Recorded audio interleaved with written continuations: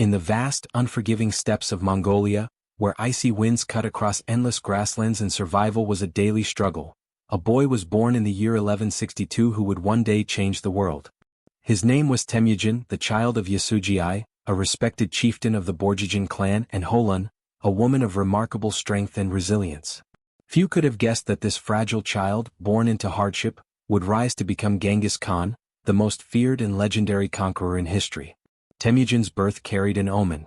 According to Mongol legend, he was born clutching a blood clot in his tiny fist, a sign the shaman said that he was destined for greatness, for power, and for bloodshed. The Mongols, deeply spiritual, believed such omens foretold a warrior's fate. Even in his first moments, Temujin seemed marked by destiny. His early childhood, however, was anything but charmed. The Mongol steppes were divided into countless clans, bound together loosely by alliances and torn apart just as easily by betrayals. Rivalries were fierce, resources scarce, and loyalty fragile. Temujin grew up in a world where survival required cunning, ruthlessness, and an iron will. Disaster struck early. When Temujin was only 9 years old, his father Yasujii was poisoned by a rival clan after escorting Temujin to meet his future bride. Leaderless, the Borjigin family was abandoned by their allies and left to fend for themselves. His mother Holun, cast into the role of protector, taught her children to survive on the barren steppe. They scavenged roots, berries, and hunted small animals just to stay alive. Hunger and cold became their constant companions. These years of suffering forged Temujin's character. While many children of noble birth might have expected a life of privilege, Temujin learned that loyalty was fleeting, that betrayal could come from anywhere, and that survival required not just strength, but discipline and strategy. He grew close to his brothers and sisters, yet even within his own family tensions brewed. At one point, Temujin killed his half-brother Bektar during a dispute over food, asserting his dominance and ruthlessly establishing his authority at a young age. But hardship was not without opportunity. Temujin grew into a natural leader, charismatic and brave. He formed bonds of friendship and loyalty with other youths, most notably Jamukha, who would later become both his ally and his greatest rival.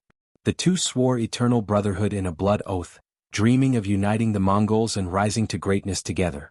The boy who had once been abandoned with nothing but hunger and despair was slowly shaping into something greater. His mind was sharp, his will unbreakable. Unlike other chieftains who relied only on birthright or brute force, Temujin valued loyalty, merit, and trust. These ideas would later become the foundations of his empire. By his teenage years, Temujin was already showing signs of ambition that exceeded the boundaries of clan and tribe. He began to gather allies, not only through blood ties but through personal loyalty. He understood that survival on the steppe required more than courage, it required vision. And Temujin's vision stretched far beyond his childhood struggles. Though he was still a boy in the eyes of the steppes, he was already a man in the making. A conqueror was being born, not through privilege but through fire, hunger, betrayal, and unshakable determination. The child Temujin, born clutching a blood clot, had begun the long path to becoming Genghis Khan, the scourge of empires, the unifier of nations, and the man who would etch his name in history forever. The steppe was a merciless teacher. For the young Temujin, each passing season carried new lessons in survival, loyalty, and power. Still in his teens, he had already endured more than most men could bear. The death of his father and the abandonment of his clan left his family weak and vulnerable, forcing him to understand the harsh reality of Mongol politics. Respect was earned not by birthright, but by strength and cunning. Temujin's first taste of betrayal came from within his own people. After his father's death, the Temujin clan, once loyal allies, turned against his family. Instead of protecting the widow Holun and her children, they rejected them, leaving the Borjigins destitute. This act cut deeply into the young Temujin, planting in him a permanent distrust of alliances built solely on blood or tradition. He would never forget this lesson. True loyalty was forged through bonds of trust and reward, not empty promises. As Temujin grew into manhood, his ambition sharpened. He dreamed not merely of surviving, but of reclaiming his father's position and rising higher than any chieftain before him. But dreams alone were not enough, he needed allies. At just 16, Temujin married Borte, a woman from the Okanut tribe. This union was more than a marriage, it was a political alliance. Borte's wisdom and strength would prove invaluable throughout Temujin's rise, and their bond, unusually for the time, was one of mutual respect and affection. However, fate was not kind. Soon after their marriage, tragedy struck again. Rival clans, seeking to crush Temujin before he could rise, attacked his camp and kidnapped Borte. The loss was devastating. For Temujin, this was more than a personal wound, it was a direct challenge to his honor and authority. In the Mongol world, a man who could not protect his wife or family was seen as weak. But Temujin was no ordinary man. Refusing to accept defeat, he gathered a small band of loyal followers and appealed to his blood brother, Jamuka, for aid. Together they launched a daring raid on the Merkit tribe who had taken Borte. Against the odds, Temujin triumphed, rescuing his wife and proving his resolve. Borte returned to him and soon after gave birth to their first son, Joki, though whispers would persist that the boy might be of Merkit blood. Temujin ignored such doubts, declaring Joki his rightful heir, a decision that would sow seeds of future tension but also demonstrate Temujin's loyalty to those he loved. This daring rescue strengthened Temujin's reputation. Word spread across the steppes of a young leader who was not only brave, but resourceful and relentless. Men began to rally to him, drawn by his charisma and his promise of rewards based on merit rather than lineage. Unlike other Mongol chieftains who favored aristocratic bloodlines, Temujin promoted warriors for their skill, loyalty, and courage. This radical approach challenged centuries of tradition and earned him both admiration and enemies. But success was fragile. Temujin soon found himself betrayed again, this time by the very clan that had once sworn loyalty. The Temujin captured him during a skirmish, binding him in a wooden collar and treating him like a prisoner. Yet even in chains, Temujin's will remained unbroken. He endured humiliation and hardship, biding his time until a sympathetic guard, moved by Temujin's spirit, helped him escape under the cover of night. This escape became legendary. It showed that not even captivity could break the young leader's resolve. To his followers, it was proof that Temujin was destined for greatness. To his enemies, it was a warning. This was a man who would never submit. By his early 20s, Temujin had already lived a life of struggle, betrayal, and triumph. He had survived abandonment, rescued his wife from captivity, endured imprisonment, and begun to gather loyal followers. The hardships that might have broken another man only hardened him. The boy who had once been left to starve on the steppes was becoming something greater, a leader with vision, ambition, and the will to unite the fractious tribes of Mongolia. And though the path ahead was steep and bloodied, Temujin was determined to climb it. The trials of youth had forged a man who would not only reclaim his father's legacy but surpass it. A conqueror was rising and soon, all of Mongolia would know his name. On the windswept steppes of Mongolia, bonds were everything. A man's life depended on the loyalty of his companions, and the strength of a leader was measured by the men who would ride for him. Among Temujin's earliest and closest bonds was his friendship with Jamuka, a charismatic warrior of noble lineage. The two had sworn Anda, a blood oath of brotherhood, pledging eternal loyalty to one another. As young men, they dreamed of uniting the Mongol clans, of ending the endless cycle of feuds, and of building something greater. At first, their alliance seemed unbreakable. Together, Temujin and Jamuka gathered followers, raided rival clans and shared spoils. Temujin admired Jamuka's courage and charm, and Jamuka respected Temujin's determination and strategic mind. Yet, beneath this brotherhood, tension simmered. Jamuka came from noble stock and believed leadership was his birthright. Temujin, hardened by poverty and betrayal, believed power should belong to the strongest and most loyal, not merely to those of aristocratic blood. This difference in vision would eventually tear them apart. Temujin's revolutionary approach to leadership was already attracting attention. While most steppe chieftains rewarded men of noble lineage, Temujin promoted warriors based on merit, loyalty, and courage. A shepherd who proved his bravery in battle could rise as high as a prince. This radical idea appealed to many who had long been excluded by the rigid tribal system. Slowly but surely, Temujin's camp swelled with men eager for opportunity, while Jamuka relied more on his noble allies. For a time, the two leaders worked side by side, their combined strength unmatched. But ambition has a way of corroding even the strongest bonds.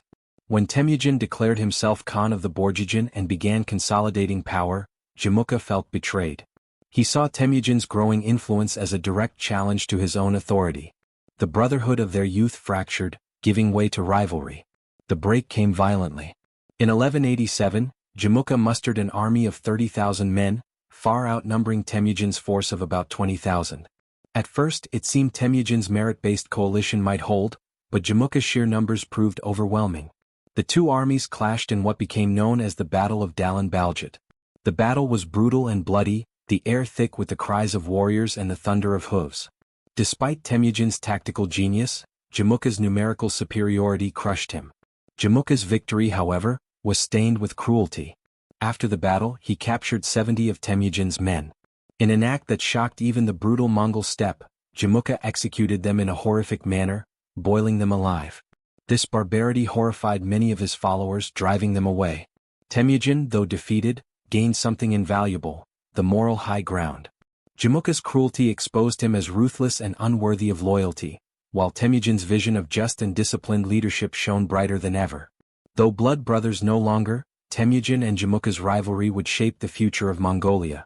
Jamuka represented the old order, a world ruled by birthright, aristocracy, and cruelty. Temujin represented the new, a meritocratic system where loyalty, discipline, and fairness determined rank. The clash between the two was not merely personal but ideological, and only one vision could prevail. Defeated but unbroken, Temujin retreated with the survivors of his shattered army. He did not sulk or wallow in despair, instead he rebuilt. He strengthened his alliances, doubled down on his system of promoting merit, and emphasized discipline among his men. His army became not just a horde of raiders but a disciplined fighting machine, loyal to him not because of bloodlines but because of trust, reward, and vision. The rivalry with Jamuka became more than a feud between two leaders. It became the crucible in which Temujin's empire was forged. Though he had tasted defeat, Temujin had also gained clarity. He now understood that the path to uniting the Mongols would not be one with brute force alone. It would require patience, strategy, and the unwavering loyalty of men who believed in him. Jamuka had won the battle, but Temujin was preparing to win the war. Defeat at the hands of Jamuka could have ended Temujin's ambitions. Many leaders in the steppe, after such a crushing loss, would have faded into obscurity, their names forgotten like ashes scattered on the wind. But Temujin was not like other men. Where others saw ruin, he saw opportunity. Where others gave in to despair, he forged new paths. It was in the aftermath of his greatest humiliation that Temujin began to lay the foundations of the empire that would one day shake the world. The first step was survival. With only a fraction of his warriors left after Jamuka's massacre, Temujin had to rebuild from the ground up. He returned to his loyal base of followers and promised them something different. Not just loot or temporary victories but a future of stability and fairness. Unlike Jamuka, who ruled through fear and cruelty, Temujin offered order and justice. His reputation as a leader who promoted men based on merit rather than blood made him stand out in a world bound by aristocratic traditions. Temujin also began to master the art of diplomacy. He understood that raw force alone would not unite the fractured Mongol steppe. He reached out to neighboring tribes, offering alliances that were sealed not just with words but with marriages, gifts, and promises of mutual protection. Each pact strengthened his position, each alliance brought him new warriors. The Mongols, long divided by petty feuds, began to see in Temujin a leader who could bring unity where others brought only chaos. His most significant alliance came with the powerful Karaite tribe, ruled by Togrul, also known as Ong Khan. Years earlier, Togrul had been a sworn ally of Temujin's father, Yasujii. Temujin cleverly invoked this bond, reminding the old Khan of his duty to honor their friendship. Moved by Temujin's determination, and perhaps seeing the young warrior as a useful ally in his own struggles, Togrul agreed to support him. This alliance provided Temujin not only with much-needed warriors but also with legitimacy. Temujin's growing power alarmed Jamuka, who still considered himself the rightful leader of the Mongols. But while Jamuka relied on noble clans and the old order, Temujin steadily built a coalition of the ambitious, the loyal, and the disenfranchised. Men who had once been shepherds, hunters, or outcasts now found themselves rising as generals and commanders in Temujin's ranks. This meritocracy gave his army an edge that no other steppe leader possessed. At the same time, Temujin imposed strict discipline. Raiding and looting, long the way of life on the steppe, were no longer free-for-alls. Loot was distributed fairly, and plundered women and children were not abused but integrated into his tribe. Soldiers were punished for theft or betrayal, no matter their rank. This justice system, harsh but fair, earned Temujin respect. Warriors began to see him not just as a chieftain but as a Khan who could be trusted. Temujin's charisma was undeniable. He inspired loyalty not only through fear of punishment but through vision. Around the campfires at night, he spoke of a Mongolia united, of tribes that no longer fought among themselves but stood as one against foreign enemies. He dreamed aloud of victories beyond the steppes, of riches greater than any raiding party could imagine. His words burned in the hearts of his followers, who began to see themselves as part of something larger than their clan. By the mid-1190s, Temujin had rebuilt his forces to a formidable strength. With the backing of Togrul and his growing coalition, he began to challenge his rivals once more. Skirmishes turned into decisive victories, and each triumph added to his reputation. For the first time, the steppe seemed to have a leader capable of uniting its countless clans. But unity was still fragile. Jamukha had not disappeared, and other rival chieftains viewed Temujin's rise with suspicion. The dream of a united Mongol nation was still far from reality, and the path ahead would be littered with betrayals, battles, and blood. Still, Temujin had proven one thing beyond doubt. He was not a fleeting warlord but a man of vision and endurance. From defeat he had rebuilt. From betrayal he had forged alliances. And from obscurity he was rising step by step toward destiny. The conqueror was not yet fully formed, but his shadow was beginning to stretch across the steppes. By the closing years of the 12th century, the Mongol steppes had become a chessboard of rival clans and shifting alliances. Temujin had rebuilt his forces after his crushing defeat by Jamukha, secured the support of the Kharit under Ong Khan, and attracted a loyal following of warriors drawn by his merit-based system. Yet, for all his progress, the ancient traditions of aristocratic privilege and bloodline still bound the steppe. To truly rise, Temujin would have to shatter the old order, and prove that his vision of loyalty and discipline was stronger than the tribal system that had ruled Mongolia for centuries. Temujin's opportunity came through war. Rival chieftains, jealous of his growing power, began to conspire against him. Jamukha, still smarting from his loss of followers, sought to reassert his dominance. But this time, Temujin was not the untested youth he had once been. He now commanded a hardened, disciplined army, guided by strict rules and bound together by loyalty rather than fragile ties of kinship. The difference was stark. Where Jamukha's forces were often unruly and divided, Temujin's army operated with precision. He organized his men into units of tens, hundreds, and thousands, creating a structure that gave him both flexibility and control. This system, known as the decimal organization, ensured that no man's loyalty was tied solely to family or tribe but to the Khan himself. Soldiers fought not for their clan, but for the vision of a united steppe. Temujin also innovated in warfare. He drilled his men relentlessly, teaching them strategies that went beyond the chaotic raids typical of Mongol warfare. Feigned retreats, encirclements, and coordinated attacks became trademarks of his army. His warriors were masters of mobility, striking swiftly on horseback, raining down arrows, and disappearing before the enemy could regroup.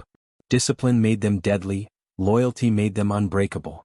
In a series of campaigns, Temujin demonstrated the strength of this new order. One by one, rival clans fell before him. His victories were not merely military but ideological. Each success proved to the Mongols that his meritocratic system was superior to the old ways of nepotism and noble privilege. Warriors flocked to his banner, eager for the rewards and opportunities he offered. But the old order would not crumble without resistance. Jamukha, unwilling to let Temujin eclipse him, rallied his remaining supporters and declared himself Gurkhan or supreme ruler. It was a bold move, a direct challenge to Temujin's growing power. The two former blood brothers once again prepared for war, but the balance of power had shifted. When their forces clashed, Temujin's discipline carried the day. Jamukha's army fractured under pressure, while Temujin's forces moved like a single organism, executing his strategies with ruthless efficiency. Jamukha fled into the wilderness, his followers abandoning him. Eventually he was betrayed by his own men and delivered into Temujin's hands. The capture of Jamukha posed a dilemma. Temujin could have executed him cruelly, as Jamukha had once boiled his followers alive. Instead, Temujin showed restraint. He offered his former brother a swift, honorable death without torture. This act of mercy sent a powerful message. Temujin was not ruled by vengeance or cruelty, but by a code of justice. He demanded loyalty and obedience, but he would not descend into needless barbarity. By the end of these campaigns, the old aristocratic order of the steppe was broken. Temujin had proven that leadership by birthright was no match for leadership by merit and discipline. His army was now the most formidable force on the steppes, bound together not by fragile family ties but by loyalty to him alone. The dream of uniting the Mongols was closer than ever, but new challenges loomed. The steppes were vast and many clans still resisted his authority. Beyond Mongolia lay powerful kingdoms, the Jin dynasty in the east, the Tanguts in the west and countless other states that viewed the Mongols as little more than raiders. To fulfill his destiny, Temujin would have to go beyond uniting the steppes. He would have to transform the Mongols from scattered tribes into an empire. The old order lay shattered in the dust of the battlefield. A new force was rising, one that would soon shake the world. The steppes of Mongolia had always been a land of division. For centuries, its tribes feuded endlessly, raiding one another, shifting alliances, and tearing apart any attempt at unity. Leaders rose and fell, remembered only in fleeting songs. But in the early 13th century, a single man began to transform chaos into order. Temujin, who was now ready to claim the mantle that would make him Genghis Khan. By the year 1201, Temujin's victories had made him the most powerful leader on the steppes. His army was disciplined, his alliances strong, and his vision clear. Yet, the dream of true unity was not yet complete. Several tribes still resisted his rule, clinging to old loyalties and fearing the radical change he represented. Among his fiercest opponents were remnants of Jamuka's followers and rival clans like the Naimans, who saw themselves as rightful rulers of the steppes. Temujin moved with precision. He launched a series of calculated campaigns, striking quickly and decisively. His forces no longer fought like a loose coalition of raiders but like a professional army. Units of tens, hundreds, and thousands moved with deadly efficiency, overwhelming larger but less disciplined enemies. He used clever tactics such as feigned retreats, to lure his foes into traps. The steppe was his battlefield, and every hill, river, and valley became part of his strategy. But victory alone would not unite the Mongols. Temujin knew that fear and conquest could not sustain an empire. He needed loyalty, not submission. To achieve this, he introduced sweeping reforms that reshaped Mongol society. He abolished the aristocratic privileges of noble clans, ensuring that leadership positions were earned, not inherited. He reorganized tribes into mixed military units, breaking down traditional loyalties and binding men to him rather than to their clan leaders. He created a system of law known as the Yasa, a code that enforced discipline, loyalty, and justice. Under the Yasa, theft, betrayal, and desertion were punished harshly, but fairness was guaranteed. Loot was distributed equally, and women were granted protections rare in those times. These reforms turned the Mongols into more than a confederation of tribes. They became a nation. For the first time, the people of the steppes saw themselves not merely as Naimans, Merkits, or Karites, but as Mongols under one Khan. The final test of Temujin's vision came in 1201 when a great coalition of tribes, fearful of his growing power, united against him. They declared Jamuka their Gurkhan once more, rallying under the old order in a desperate attempt to stop Temujin. But Temujin's discipline and strategy prevailed. His forces crushed the coalition, scattering the resistance. Jamuka, once his blood brother and then his bitter rival, was finally captured. Unlike in earlier times, Temujin did not seek vengeance. He offered Jamuka an honorable death, allowing him to die without torture, a final act of mercy that cemented his reputation as a just ruler. With Jamuka gone and the coalition broken, Temujin stood unrivaled. In 1206, on the banks of the Onan River, a great council of Mongol nobles was convened. There, Temujin was formally declared Genghis Khan, meaning universal ruler. The title carried with it more than power. It symbolized the unification of the Mongols under one banner, a feat no leader before him had achieved. The ceremonies were grand. Tribes who had once fought each other to the death now pledged loyalty to a single Khan. The air rang with oaths, drums, and the thunder of hooves.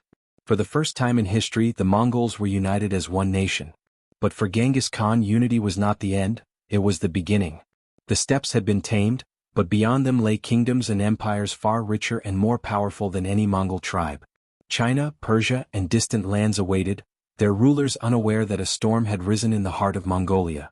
The unification of the Mongols was the foundation of an empire that would stretch across continents. From the ashes of division and centuries of feuding, a conqueror had risen who would carry the name of Genghis Khan across the world.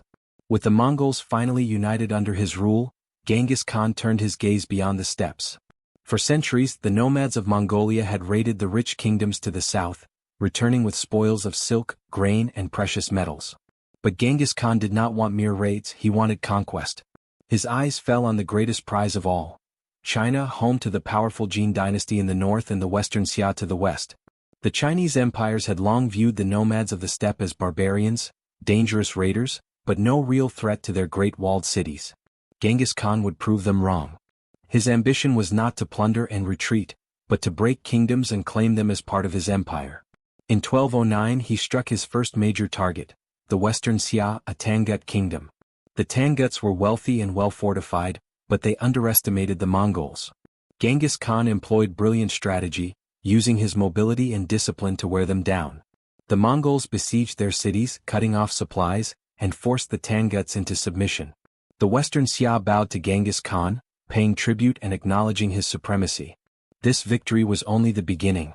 With the Tanguts subdued, Genghis Khan prepared for his greatest challenge, the Jin dynasty rulers of northern China.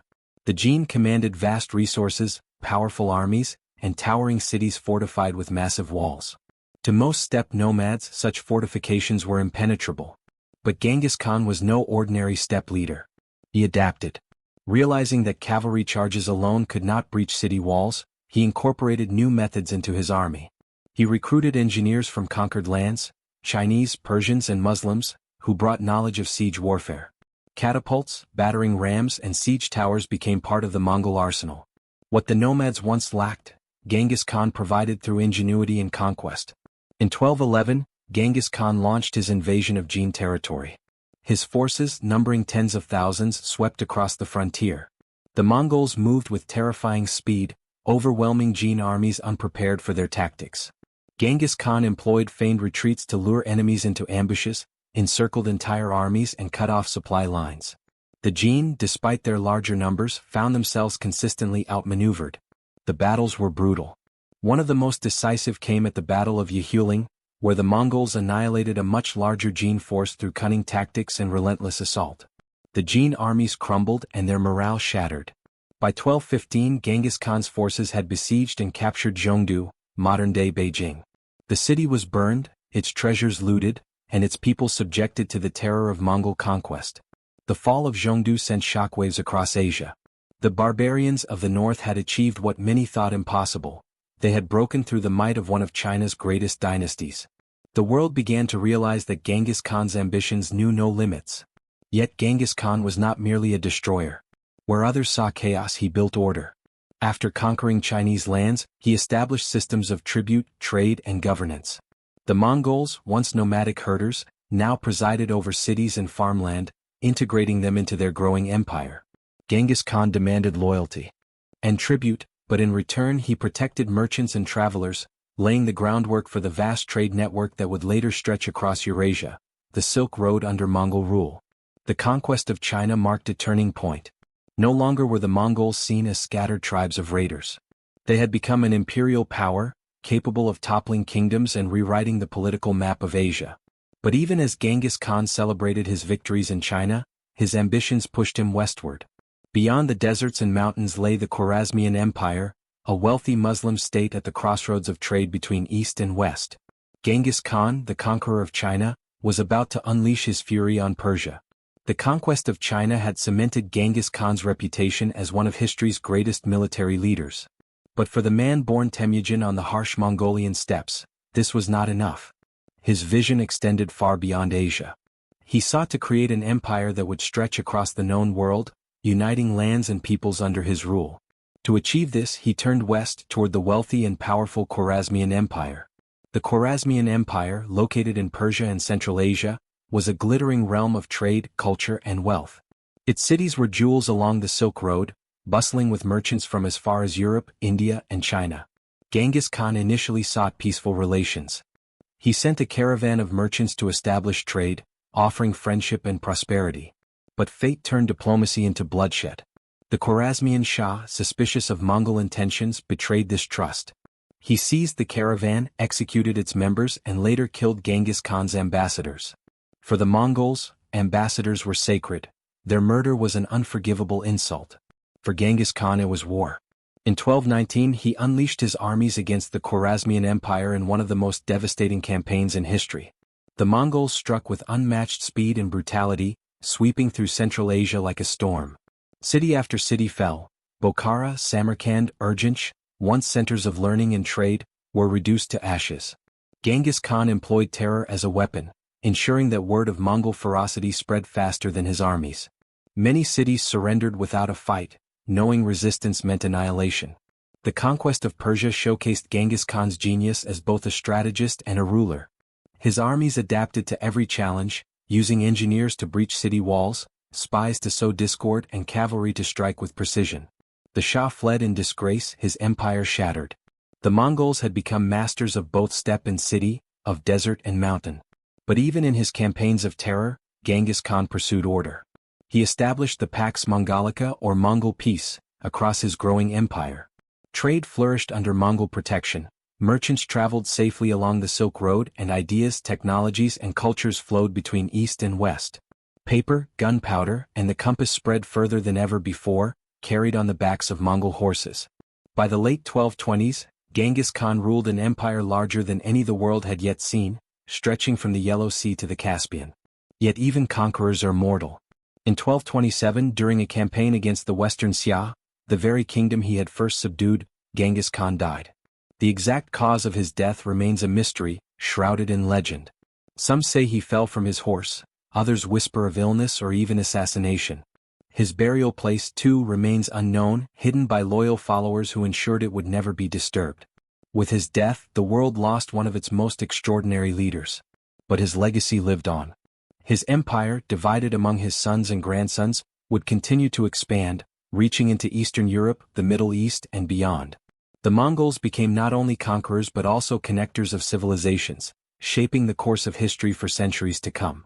From the boy abandoned on the steppes, clutching at survival, to the man who became universal ruler, Genghis Khan's journey was one of relentless determination, vision, and conquest. He broke the chains of tribal feuds, forged unity among the Mongols, and built an empire that changed the world. The rise of Genghis Khan was not merely the story of a conqueror, it was the story of a man who turned adversity into strength, betrayal into resolve, and dreams into an empire that spanned continents. His name still echoes through history, a reminder of the unstoppable force that was Genghis Khan, the rise of a conqueror.